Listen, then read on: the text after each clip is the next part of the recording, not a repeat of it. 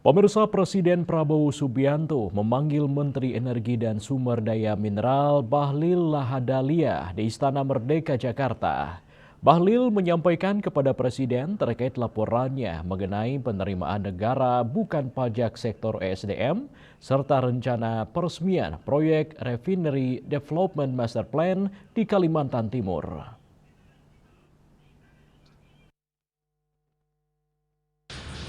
Presiden Prabowo Subianto memanggil Menteri Energi dan Sumber Daya Mineral Bahlil Lahadalia di Istana Merdeka, Jakarta.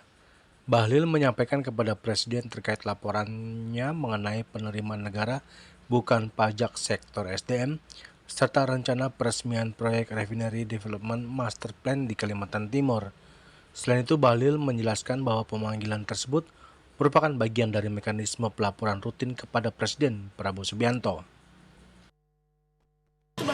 Ada pembahasan khusus? Ya, saya kan sebagai pembantu Bapak Presiden.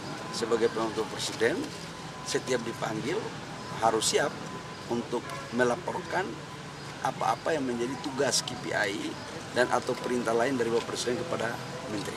Tadi kan sendiri nih pasti ada hal khusus apa yang disampaikan Pak? Ya khusus urusan kerjaan aja.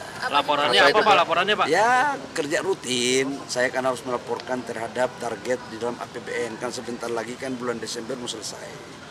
Bagaimana PNBP kita sudah 85% dari target yang diberikan dalam APBN. Kemudian lifting juga alhamdulillah mencapai target. Kemudian saya juga melaporkan tentang rencana peresmian RDMP di Kalimantan Timur, yang kalau itu diresmikan maka insya Allah 2026 kita sudah mencapai swasembada di bidang energi solar dan aftur. Ini yang kita lagi rencanakan ke depan. Pak, jadi ADP-nya kapan Pak? Kemarin kan 10 November Pak, tapi mundur itu. Rencananya insya Allah doain di tanggal 17 Desember. 17 Desember Pak. Bisa kita resmikan ya.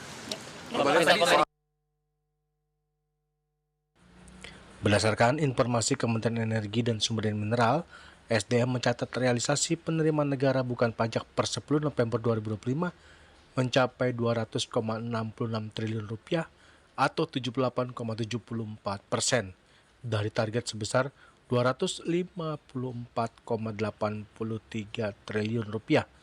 Meskipun saat ini beberapa harga komoditas mengalami penurunan seperti batu bara. Dari Jakarta, Julius Warta dan Ketut Sumadiasa melaporkan.